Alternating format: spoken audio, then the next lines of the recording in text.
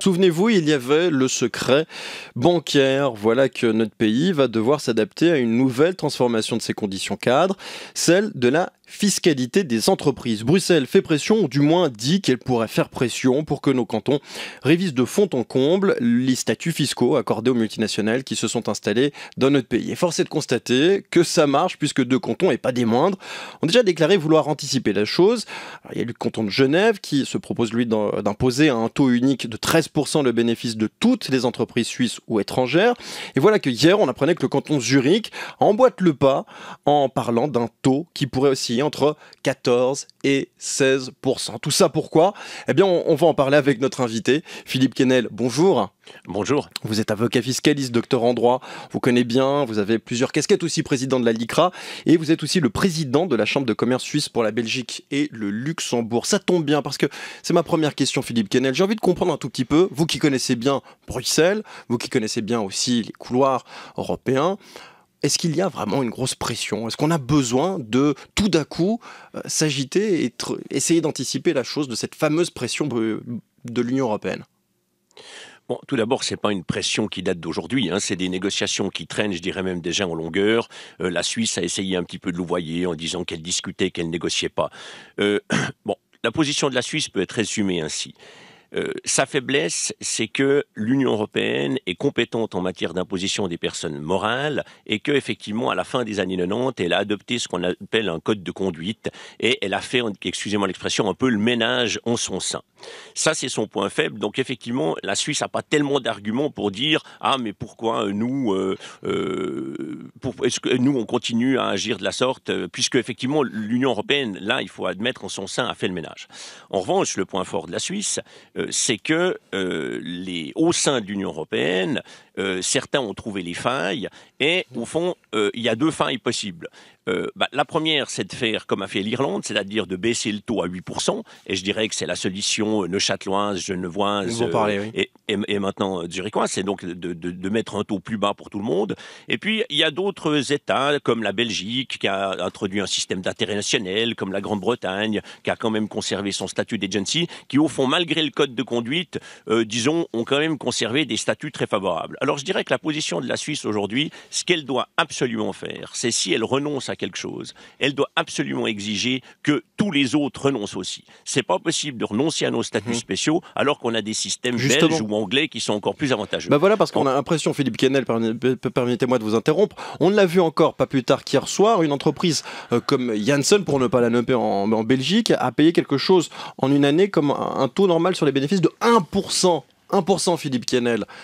C'est démentiel. On a l'impression qu'en Belgique, on peut tout faire alors qu'on est au sein même de l'Union européenne et qu'en Suisse, on se fait taper sur les doigts. Est-ce que l'Union européenne ne devrait pas d'abord un peu nettoyer devant sa porte avant de faire la leçon de morale aux Suisses? Bon, elle a balayé, elle a peut-être pas encore passé l'encaustique, mais disons, elle a quand même balayé, puisque il y a ce fameux code de conduite. Mais vous avez entièrement raison. Il faut absolument que la Suisse exige qu'il n'y ait plus d'autres statuts spéciaux. Bon, ceci dit, il faut quand même pas oublier qu'une entreprise qui se délocalise, elle a besoin de long terme. Or, moi, personnellement, je partage tout à fait la position genevoise. Je partage de même que les autres cantons qui adopteront la même. Parce que, évidemment, le grand avantage, c'est que ça va couper l'herbe sous les pieds, d'une part, de l'Union européenne, puisqu'on ne pourra plus dire il y a des statuts spéciaux pour les sociétés étrangères. Puis évidemment, il ne faut pas oublier quand même au niveau genevois que ça va aussi couper l'herbe sous les pieds de l'initiative qui tend à supprimer les avantages pour les multinationales sur lesquels le peuple genevois devrait voter en 2013 ou 2014. Donc là, les Genevois feraient un petit peu d'une pierre deux coups. Donc il faut, Philippe Quesnel, qu'aujourd'hui, on laisse tomber et qu'on commence directement à s'adapter. Il faut y aller. C'est le message que vous nous dites ce matin. Moi, je pense qu'il faut y aller. Comme je vous dis, il faut y aller en exigeant que les autres fassent la même chose, parce que sinon, on va se retrouver à faire des combats d'arrière-garde. Et on l'a vu avec le secret bancaire, que ça nous mène nulle part. Alors justement, allons-y avec vous, Philippe Quesnel. Voyons comment c'est possible. Quelle piste faut-il que les cantons, par exemple, s'arrangent entre eux, avec un taux d'imposition fixé entre 13, 14, on verra 17%, ou faut-il une loi fédérale pour mettre tout le monde d'accord?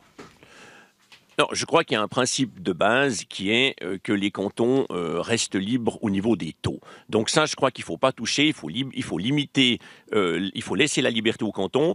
En revanche, c'est vrai que c'est plutôt un appel politique qu'un appel juridique. Il faut éviter les abus parce qu'on a bien vu que c'est toujours les abus qui posent des problèmes. On le voit avec les forfaits et dans d'autres cas. Donc il faut utiliser le système en limitant les abus.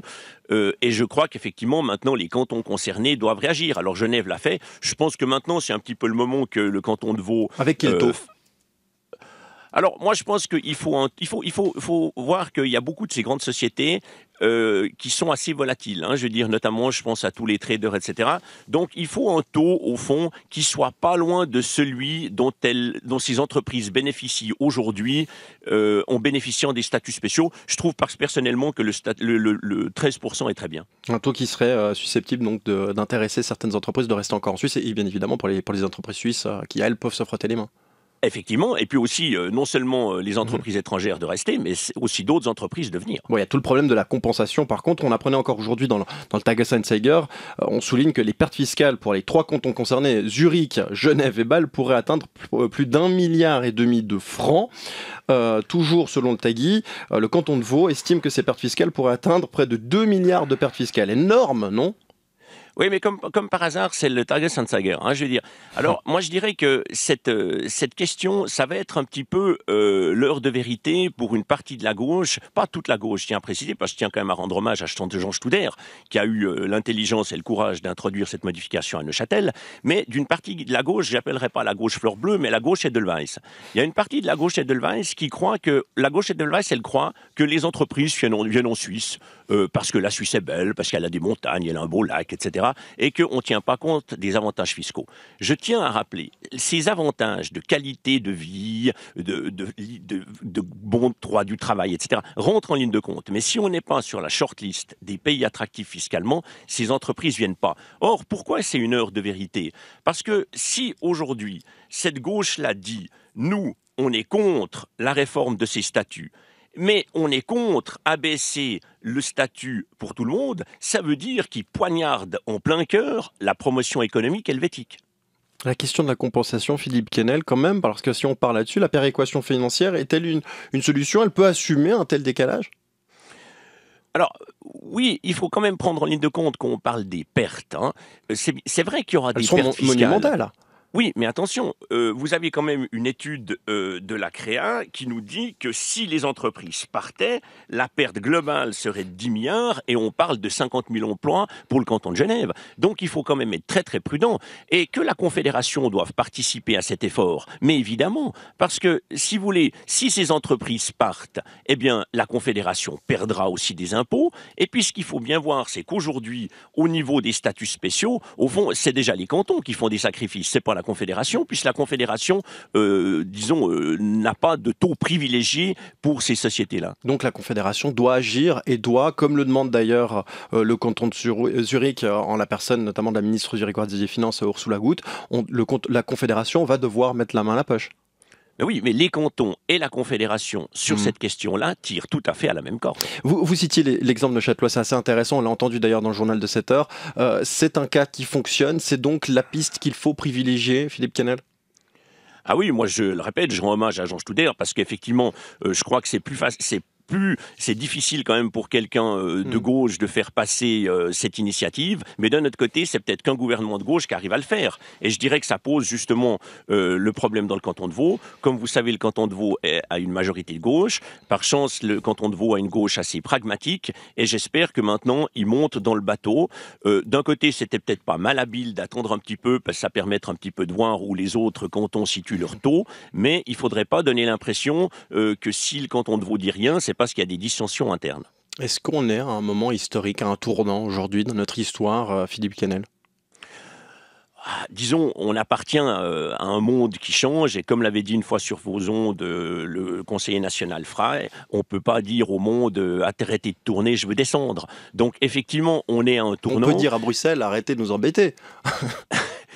Oui, évidemment qu'on peut leur dire arrêtez de nous embêter, mais on ne résout pas la question.